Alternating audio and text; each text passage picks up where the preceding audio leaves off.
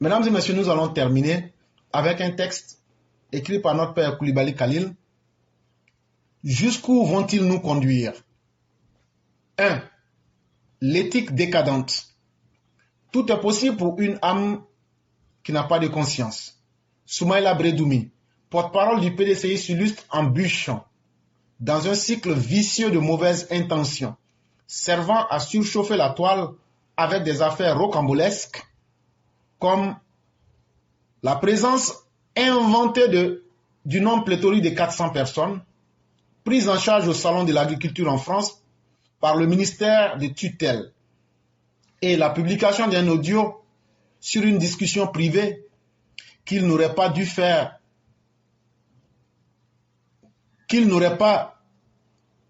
de sa responsabilité politique. Et donc, quelle irresponsabilité?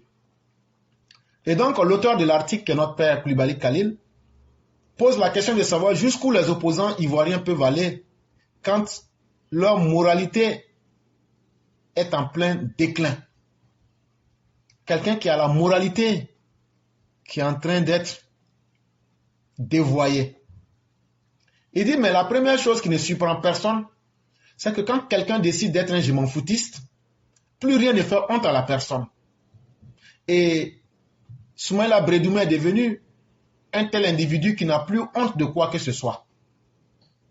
Imbibé d'une mauvaise intention, avec des haines, comme une hyène, le Bredoumi tombe dans le rocambolesque, dans des choses aussi bizarres que ridicules, en inventant des choses qui n'ont jamais existé. Quand il dit comme ça que Adjumani a pris 400 personnes pour aller à Paris, et que tout ça c'était aux frais du ministère de l'Agriculture, donc du contribuable ivoirien. Mais nous attendons qu'il nous donne la liste des 400 personnes. Adjumani nous dit 6 personnes, lui parle de 400 personnes. Et tout le monde sait qu'il est dans le mensonge. Et en plus de cela, comme si ce n'était pas suffisant, il fait sortir un audio pour mettre une conversation privée sur la scène publique. C'est le comble du ridicule, c'est le comble de l'irresponsabilité. On ne peut pas trouver quelqu'un plus irresponsable que Bredoumi Soumaïla. Comment faire confiance en des animateurs politiques de haut rang capables d'accusations grossières, d'agir sans borne au point de violer intentionnellement le droit au respect de la vie privée?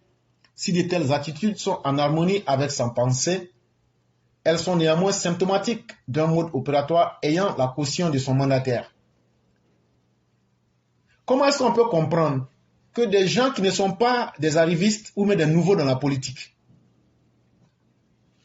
comment ces gens-là peuvent utiliser la grossièreté, le mensonge facile et surtout ne pas savoir que leurs propos aujourd'hui dans le monde où nous sommes peut être exploité de diverses façons? Comment des personnes âgées peuvent tomber intentionnellement si bas pour prendre le mensonge comme un élément qui fait partie de leur propre vie? Comment quelqu'un qui est en harmonie avec sa conscience peut violer le droit à la vie privée d'un autre individu ou d'une autre personne si cela ne lui a pas été commandé par quelqu'un? Si tu prends Soumaïla Bredoumi là, est-ce que lui-même là, en tant que seul là, qu'est-ce qu'il gagne en faisant ça? Mais est-ce que ce n'est pas Tidjane Thiam qui lui a dit de faire ça? Est-ce qu'il a fait ça sans prendre conseil avec Tidjane Thiam? C'est là que vous verrez que la réponse est non. C'est plutôt Tidjane Thiam même qui lui a conseillé de le faire, en pensant que cela blesserait le RHDP. Mais dans le cas contraire, nous serions face à une organisation politique irrespectueuse des valeurs cardinales du fonctionnement démocratique, où il n'y a aucun contrôle sur le respect des textes, l'éthique et de la considération pour les autres. Alors donc si on transforme le PDCI en un groupe de gangsters, où ce sont des méthodes de l'Andrangheta, ou encore des méthodes même des sicarios, qui font pignon sur rue, en ce moment donc il faut s'attendre à ce que on ait en face de nous une organisation politique qui est devenue une mafia, qui est devenue un gang de personnes. Et donc quand on parle d'une mafia, vous comprendrez donc que tout est là-dedans. Sans foi ni loi, espionnage, crime, meurtre, tout ce que vous pouvez imaginer. Et donc, on ne tient plus compte du respect des textes, on ne tient plus compte même de la morale, on ne tient plus compte de la considération qu'on doit avoir pour les autres. Parce qu'on agit en dessous de la bonne moralité. On se met en dessous de la bonne moralité pour devenir des individus vulgaires qui se donnent tous les droits parce que eux, ils ont décidé de faire leurs propres règles. La cible sur mesure du mensonge. Cette dernière option nous donne peu d'espoir, de croyance en la vertu démocratique de l'organisation politique à laquelle il appartient. Désormais, menace la garantie des correspondances téléphoniques entre citoyens et prône l'extravagance comme approche dans ses rapports. Et donc, à partir de ce que M. Soumaïla Brédoumi venait de faire, on comprend donc que le PDCI n'est pas le parti le mieux placé avec cette attitude-là de garantir la liberté des Ivoiriens et de garantir la sécurité dans les cœurs des uns et des autres, si eux-mêmes en tant que des dirigeants, demain devraient se retrouver à la tête du pouvoir. Est-ce que demain, ils ne vont pas continuer à faire les mêmes choses? Ou bien est-ce qu'ils ne seront pas les premiers lorsque les opposants vont faire les mêmes choses à réprimer les opposants? Et donc ça pose un problème sérieux. Mais pour eux, ils font ça avec arrogance, avec extravagance, et c'est pas joli. Par conséquent, ceci amène à confirmer qu'il s'agit d'une orientation politique, c'est-à-dire d'un choix stratégique de fonctionnement de conquête du pouvoir dans lequel l'immoralité fait partie des règles du jeu, tout en étant capable de fabriquer des cibles sur mesure du mensonge et en déduire par l'absurdité qu'en buvant du poisson, c'est les autres qui en périront. Et donc, ce qu'on vient de comprendre là, c'est que le PDCI, en tant qu'organisation politique, a décidé d'aller plus loin en se transformant en une organisation de bandits, de gangsters, comme je le disais, mais surtout une organisation de pervers qui ont choisi comme règle de fonctionnement pour atteindre leur objectif d'avoir le pouvoir. Ils ont placé l'immoralité, le mensonge et surtout l'absurdité. Ce qu'un esprit normal ne pourrait même pas concevoir, c'est sur ça que eux, ils veulent se baser pour prendre le pouvoir. Le difficile apprentissage de la politique. Un autre événement déplorable a suivi la publication de la liste des membres de la nouvelle organisation du PDCI. Et comme je vous le disais, j'ai dit qu'il est difficile la politique. Pardon, qu'elle est difficile, s'il vous plaît, la politique.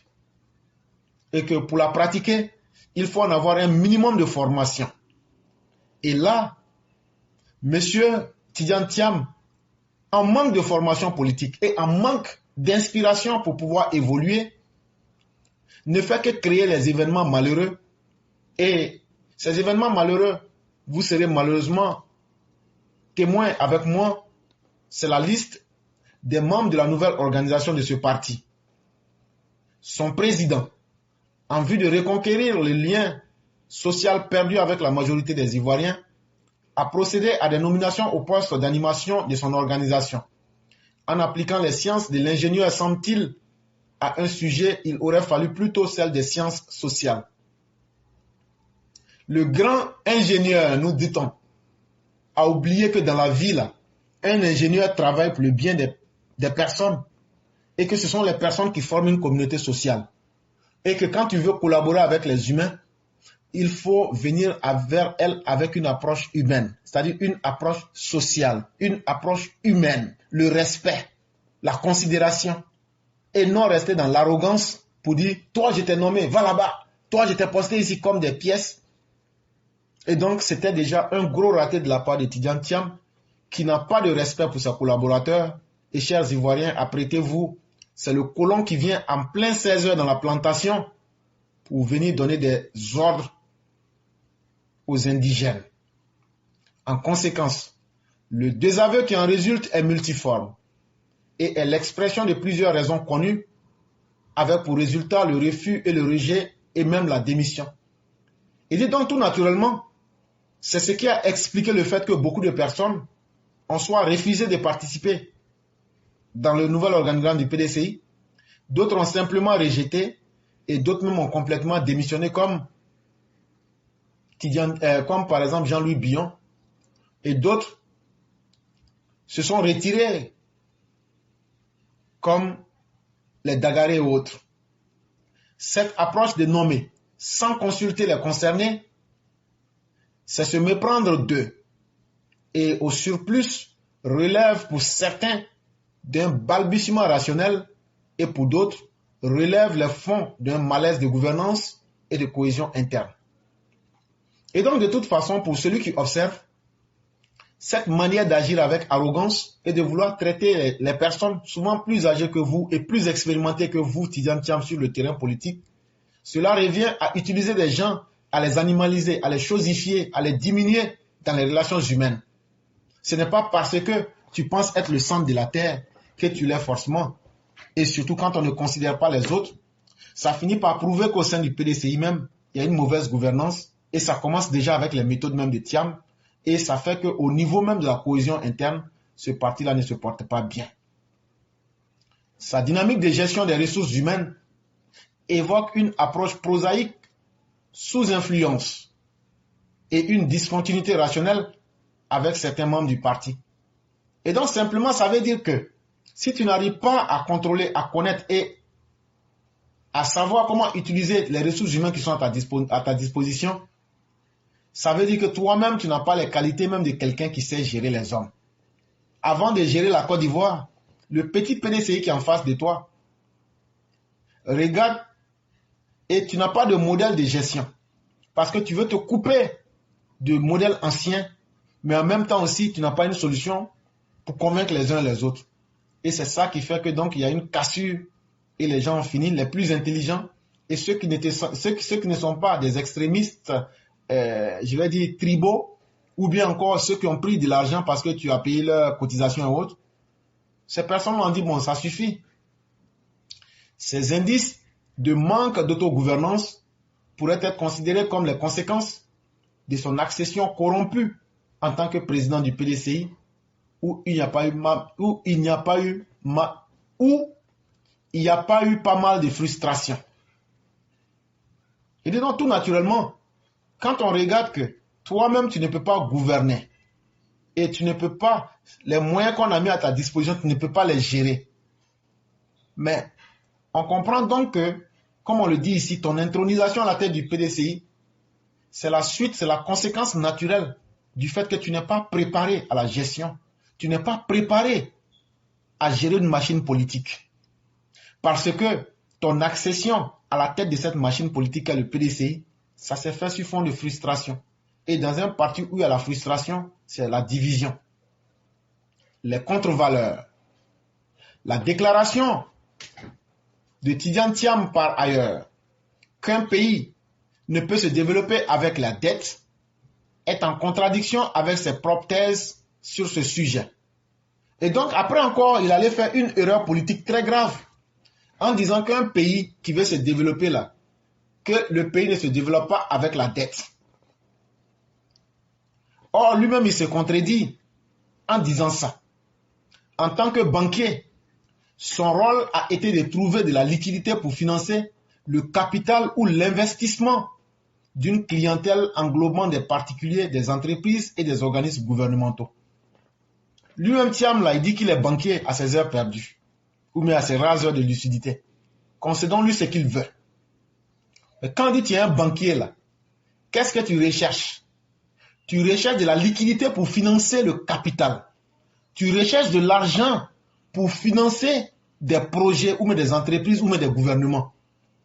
Là, quand c'est comme ça, tu vas faire des bénéfices. C'est comme ça que tu as fait, toi-même, Tidiane Thiam, et puis ça s'est mal passé. Les placements là se sont mal passés. Tu as pris de l'argent, tu as placé, et ça n'a pas eu l'effet que tu attendais. Mais l'argent que tu as placé là, c'était crédit ou mais ce n'était pas crédit. L'argent des gens que tu as pris là, pour faire des placements, afin de pouvoir générer des bénéfices là, c'est ce qu'on appelle la dette. On peut prendre ça pour financer un capital, on peut prendre ça pour financer une entreprise, on peut prendre aussi pour financer un gouvernement. Toujours est-il qu'on arrive à créer de la richesse et à générer des bénéfices. Donc quand tu viens dire aux gens qu'on ne peut pas développer un pays avec la dette, c'est de quel pays tu es en train de parler? J'espère que ce n'est pas le pays d'Alice Alice au pays des merveilles, parce que là-bas, c'est un monde déjà parfait. Mais nous sommes sur la terre des hommes, où tout est à refaire, où mieux tout est à améliorer, où mieux tout est à maintenir. Et donc, ça demande de l'expérience pratique, l'expérience qui soit même le meilleur maître. Mais toi-même, ce que tu fais, tu viens dire le contraire aux gens. Mais tu deviens quel type de personne? Tu deviens quelqu'un de sans valeur, ou bien soit tu ne maîtrises rien en réalité. Et c'est ce que nous avons toujours dit à tout le monde. Que tu dises que tu sois banquier, on a vu tes conséquences, ça a été toujours lamentable, calamiteuse en tant que conséquence. En tant qu'ingénieur, tu n'arrives même pas à gérer les ressources humaines à ta disposition. C'est comme un ingénieur à qui on donne du ciment, on donne du gravier, on donne du fer, tout ce qu'il a demandé, on lui a donné, mais il n'arrive pas à réaliser la maison. Mais c'est quel type d'ingénieur ça? Et quand tu as mis devant la machine politique du PDCI, avec tout ce que tu as en face, tu vois que les gens sont en train de te vomir un à un. Guy t'a vomi. Thierry Tano t'a vomi. L'autre encore de Dabakala, Jean-Louis Bion t'a vomi. Ce n'est qu'un début. Ça veut donc dire qu'il y a un problème fondamental. C'est que tu clames être quelqu'un que tu n'es pas. Tu te donnes une valeur que tu n'as pas. Tu dis ce que tu n'es pas. Et ça, c'est pas du tout bon. Le but étant d'accroître respectivement l'activité, la production, la productivité ou le développement des infrastructures des bénéficiaires. Il dit quand on prend la dette là, c'est pour aider à maximiser, à rendre plus forte la croissance. Quand quelqu'un prend une dette là, c'est pour toujours faire quelque chose de mieux. On parle des gens sérieux. On ne parle pas des gens qui font tomber les banques. Ceux qui prennent les dettes, ceux qui prennent crédit là. Quand ils prennent crédit là, ils s'arrangent à ce que l'argent qu'ils ont pris là, si c'est 500 francs ils ont pris là, ils savent que dans les 500 là, ils auront au moins 250 ou 1000 francs, mais plus. Et donc là, ils peuvent retourner les 500. Souvent même avec les intérêts, ça ne pose pas problème. Et c'est avec ça. Quand tu veux devenir riche là, toi seul ton argent ne peut pas te suffire. Et surtout, ce que tu as dit là, c'est la marque des personnes sans ambition. On ne peut pas se développer avec la dette, c'est que tu n'es pas ambitieux. Parce que toi seul là, tu ne peux pas posséder tout. Est-ce que quelqu'un peut posséder tout l'argent du monde? Quelqu'un qui dit, moi je ne prends pas de dette là, c'est que ton business là, ça ne va jamais aussi dépasser aussi le champ de ce que tu as en main. Sinon, quand tu es ambitieux, ce que tu as là, tu dis, bon, comment je peux faire pour augmenter ça encore? Et donc, c'est dans cet esprit conquérant, c'est dans cet esprit de vouloir aller plus loin. Ça veut dire donc d'être ambitieux. Tu vas prendre pour les autres, tu prends, tu réalises et puis tu fais un bénéfice. Mais quand toi tu dis que tu n'as pas besoin de dette, ça veut dire que tu vas te cloîtrer sur toi-même. Ça veut donc dire que tu proposes une Côte d'Ivoire qui n'aura pas d'ambition. Ça veut dire la Coupe d'Afrique qu'on vient de jouer là. Toi tu allais dire non, tu n'as pas besoin de prendre d'argent. Les anciens stades de Félix Houphouët-Boigny qui sont là, le stade de Boaké là, on va se débrouiller avec ces stades là. C'est ce que tu allais faire. Quel gâchis. Ça veut donc dire que tu ne sauras jamais profiter des opportunités. Et donc, ça se comprend bien. Parce que quelqu'un qui ne sait pas utiliser les opportunités finit par brûler lui-même ses propres chances. Et ça touche tout ton parcours, partout où tu passes. Tu prends les mauvaises décisions parce que l'ambition même de vouloir conquérir quelque chose de nouveau n'est pas dans ton plan. Et donc, tu es quelqu'un de sans ambition. Et c'est ce qu'on a toujours expliqué aux uns aux autres. Il ne vient pas en Côte d'Ivoire parce que il a un plan qui peut dépasser celui du président Ouattara. Il vient en Côte d'Ivoire simplement parce qu'il doit à une compagnie chinoise qui a posé plainte contre lui.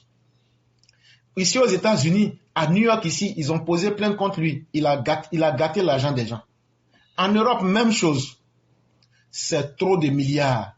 Comment il va faire pour payer? Il n'y a rien d'autre qui peut faire qu'il va payer. Et comme c'est quelqu'un qui est orgueilleux, il s'est donc tourné sur la Côte d'Ivoire en se disant, si je deviens président, que j'arrive à blaguer les gens là, que j'arrive à rentrer dans leur pays là, je vais pouvoir m'installer et puis je vais payer mes dettes. Et puis après la vie, ils vont se plaindre parce que l'Ivoirien même, quand il se plaint 2 jours, après il laisse tomber. Et donc pourquoi moi, Tidjane Thiam, je ne vais pas me diriger au Sénégal, mais je vais venir en Côte d'Ivoire parce que les Sénégalais, eux, ne pardonnent pas. Il y en a marre là-bas. Il n'est pas courageux pour aller affronter, il y en a marre. Mais ici, ils peuvent venir et donner peut-être 500 francs à Pulchéri Balé. et il peut bien faire le deal. Et c'est pourquoi il est en train de prendre des coups politiques avec Simone Eve Gbagbo. D'ailleurs, ce n'est pas encore lui qui déclarait avoir bouclé le financement avec les bailleurs auprès desquels il a été mis en place un plan d'endettement de la Côte d'Ivoire pour réaliser le projet de construction du pont HKB. Le même Tidjane Thiam qui dit qu'on ne doit pas prendre des dettes pour développer un pays, c'est lui qui dit dans ses discours que eux, à leur époque là, que eux, ils avaient déjà bouclé le financement avec les bailleurs de fonds pour la construction du pont Henri Konan Bédié. Bon, les bailleurs de fonds là, qu'est-ce qu'ils vous ont donné? L'argent qu'ils vous ont donné là, comment on appelle ça? C'est crédit qu'ils vous ont donné. Et ce crédit qu'ils vous ont donné là, c'est un plan d'endettement de la Côte d'Ivoire. Et donc tu amènes les gens à douter même de tes compétences d'économiste.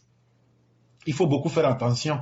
Parce que parler est facile, mais quand la réalité doit te rattraper, elle fait encore plus mal. Et c'est ce qu'on voit à ton niveau. Tu parles beaucoup, souvent pour ne pas dire grande chose. Et ça, c'est la marque des gens inconstants qui ne sont pas vraiment sérieux et qu'on ne peut pas vraiment respecter.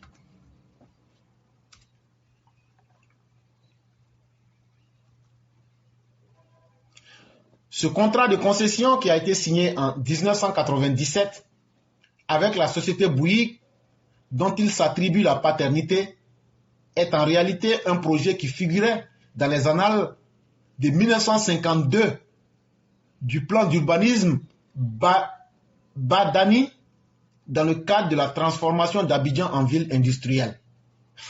On t'a dit qu'on ne va pas te louper, Tidjane Thiam. C'est que tu es en train de mentir aux gens là. Je viens de poster le lien. Tidjane Thiam avait écrit les 12 éléphants d'Afrique. Tidjane Thiam avait écrit le plan HKB. Tidjane Thiam avait fait ça. En vérité là, ils n'ont fait que signer le contrat de concession avec Bouygues. C'est tout ce qu'ils ont fait en 1997. Mais depuis 1952, le plan d'urbanisation ou d'urbanisme d'Abidjan là existait. Son nom c'était Badani. B-A-D-A-N-I. Et je viens de mettre le lien. Et après encore, je vais poster ça encore sur la page. Je viens de poster le lien dans la page Facebook. Je vais encore reposter encore une fois pour que ceux qui n'ont pas vu puissent voir. Et donc, ça est là. Et vous voyez. Et après, je vais reposter encore sur la page. Donc, prenez la date de naissance de Tidjane Thiam et faites moins 1952. Et puis, allez lire l'article que je viens de poser. Et allez lui demander si c'est lui qui a fait ça. S'il dit c'est lui qui a fait, il n'y a pas de problème. C'était en 97, on est d'accord. Mais ce que vous avez fait là, c'est le contrat de concession que vous avez fait avec Bouygues. Mais vous dites que c'est vous qui avez fait. Mais quand vous avez fait là, les financements qui vous ont été accordés là, c'est crédit ou bien c'est pas crédit? Il faut répondre aussi à cette question. Et donc tu vois que tu n'es pas préparé à la chose. Tu n'es pas préparé à la rhétorique politique. Tu n'as pas de formation politique. Et donc, chers messieurs, bienvenue en terrain incognita, bienvenue en terrain inconnu. On va te bouffer comme un lion boufferait une antilope en pleine jambe. Et ça sera sans pitié. Toi, le vaurien politique qui est plein d'arrogance et de gloriole, qui pense qu'on va lui faire cadeau, tu te trompes.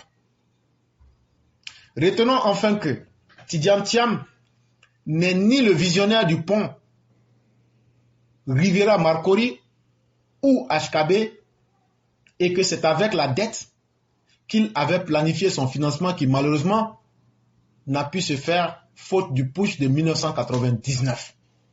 Il faut aussi qu'on puisse te dire aussi que tu n'es pas un visionnaire parce que le pont Rivera Marcori ou même le pont Henri Konan Bédié, si vous voulez vous l'appeler comme vous voulez, même si vous aviez voulu le faire, la Côte d'Ivoire n'avait pas les moyens. Et donc, c'est la dette qu'il fallait prendre pour financer. Quel que soit le type de gouvernement qui aurait été là. Donc là, dire aux gens qu'on ne prend pas la dette pour se développer, c'est la chose la plus bête que quelqu'un qui veut diriger un pays puisse dire. C'est un texte de notre père Koulibaly, Kalilou, doctorant IDBA ingénieur, MBA 2ESS in Business Administration. Et donc, mesdames et messieurs, nous avons terminé. Nous disons merci à tous ceux et toutes celles qui sont avec nous. Vous allez nous permettre de vous faire écouter l'édito de Mère Blanc. Et quand on aura fini, on va permettre à ceux qui veulent prendre la parole de pouvoir eux aussi s'exprimer. La Côte d'Ivoire. Dieu était dans l'ignorance comme ça. Et donc, il y a une de nos sœurs qui nous dit quelque chose d'intéressant. On va écouter ça rapidement. Président de toute l'Afrique. Tu comprends pourquoi les autres pays nous insultent? C'est comme s'il a maintenant. Déjà, Alassane Draman Ouattara n'est pas le président de la Côte d'Ivoire. Dieu était dans l'ignorance comme ça, Seigneur. Déjà, c'est le président de toute l'Afrique. Tu comprends pourquoi les autres pays nous insultent? C'est comme s'il a abandonné les autres pays pour s'occuper de la Côte d'Ivoire seul. Ça cause quand petites choses arrivent dans les autres pays, on dit que c'est lui. Quand tu ne vas pas à l'école, c'est pas fondé. Moi, je n'ai pas pensé à ça. Maman. Nadi. Déjà, papa Ado n'est pas le président de la Côte d'Ivoire seul. Seigneur. Papa Ado, qui t'a abandonné les autres pays pour t'occuper de la Côte d'Ivoire seul. Ça a quoi déjà, il comprend. Ça cause quand petites choses arrivent dans les pays, là, on dit que c'est toi. Il est le président de toute l'Afrique. Oui, il a dit. Oui, c'est un grand monsieur. Vraiment. Puis nous, les Ivoiriens, c'est pas possible. Oui. C'est le président de toute l'Afrique. Non, ils ont raison de se plaindre. Ils s'occupent de la Côte d'Ivoire seul pour laisser les autres pays. Maintenant, quand une petite crise arrive dans un autre pays, on dit que c'est Alassane Draman Ouattara. Je comprends pourquoi. Merci. Quand tu n'es pas parti à l'école, c'est pas bon, hein? Mais ma soeur, Ouattara que tu vois, il n'est pas bon. Hein? C'est lui qui a fait coup d'État au Mali. C'est lui qui a fait coup d'État au Burkina. C'est lui qui a fait coup d'État au Niger. C'est lui qui a fait coup d'État en Guinée. Après encore là, c'est lui-même, il veut arracher encore la nationalité de Kémy Séba.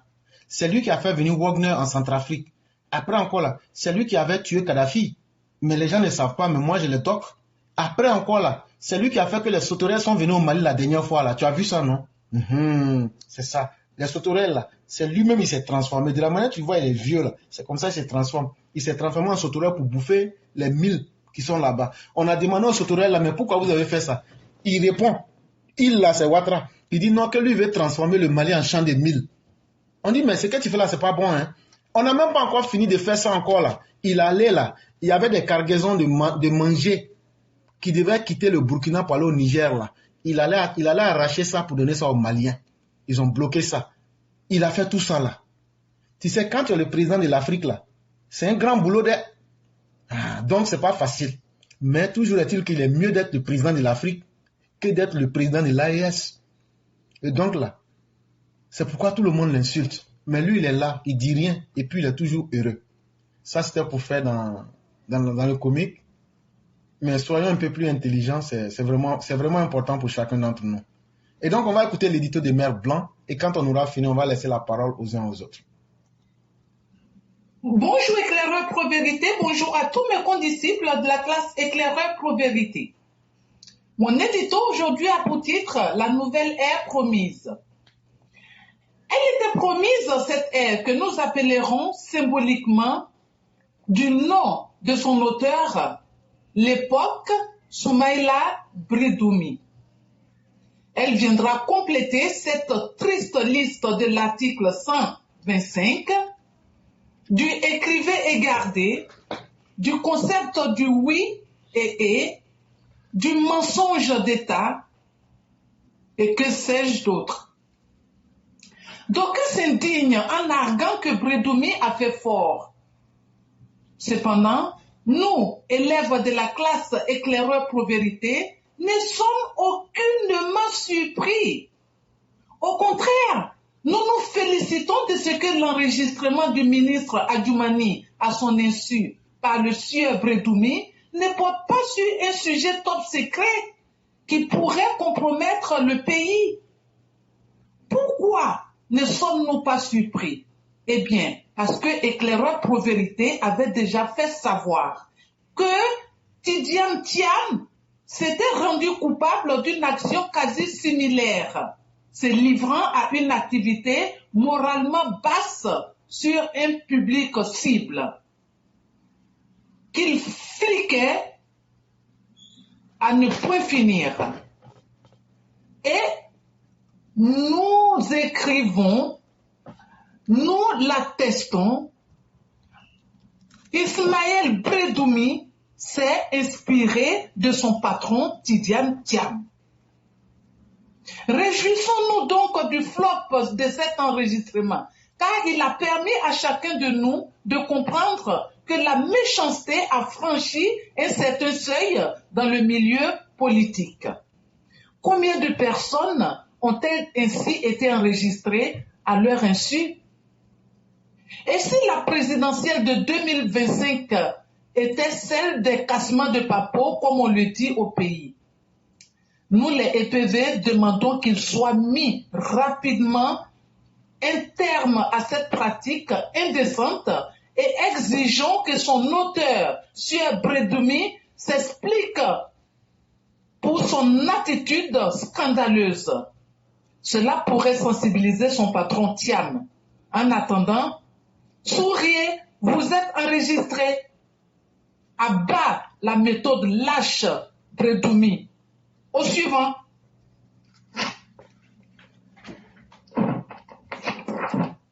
Vraiment, merci beaucoup, Maire Blanc. Effectivement, Iqbal Khan avait été enregistré, espionné durant de nombreuses années par M. Tidiane Thiam, qui a régulièrement fait appel à un service d'espionnage. Ça, on le dit, on le dira. Est-ce qu'un homme sérieux peut se mettre dans de telles bassesses? Et M. Tidiane Thiam a décidé de transposer ces iniquités, ces méfaits sur le terrain politique ivoirien. C'est carrément comme un chien qui mange le caca. Et Bredoumi Soumaïla, qui se comporte comme Conan le barbare, lui sort pour faire la sale besogne. Mais moi, je l'ai dit, les gens peut-être seront offusqués de ce que nous vous disons, mais ce n'est qu'une question de temps. Tout ce qu'on vous dit là, ce n'est qu'une question de temps, vous allez voir. Que ce soit en bien ou en mal, si nous, notre problème, c'est qu'on vous a averti, vous allez voir tout ce qu'on vous a dit. Et la meilleure manière, ce serait que le RHDP se fasse respecter. Et la meilleure manière de se faire respecter, c'est de traîner ce barbare de Soumaïla Bredoumi devant les instances juridictionnelles, c'est-à-dire devant la justice, pour qu'il s'explique. Et lui demander, mais quand tu regardes ton âge là, tu n'as pas honte? Et il va dire que c'est son enfant. C'est son enfant qui lui a dit de faire ça. Son enfant. Tidiane Thiam là, c'est lui qui l'envoie. Voilà une bande de vieillards. C'est un gamin qui vient et qui vous guide comme des poulets. Et c'est fini totalement pour le PDCI. Tout ce que vous voyez sont dans la fanfaronnade. Mais en réalité, ils n'ont qu'un plan politique. Ils n'ont qu'une imagination politique. Mais Tidiane Thiam même dit que lui n'est pas visionnaire. Quand il dit qu'on ne développe pas un pays avec une dette, ça veut dire qu'il n'est pas ambitieux. Et quelqu'un qui n'est pas ambitieux ne peut pas être visionnaire. Parce que tu ne peux pas prendre de risques. Et donc voilà la grande différence entre l'homme d'État Alassane Ouattara et les amuseurs publics qui s'invitent dans la politique juste pour atteindre leurs objectifs personnels plutôt que d'aider véritablement les Ivoiriens.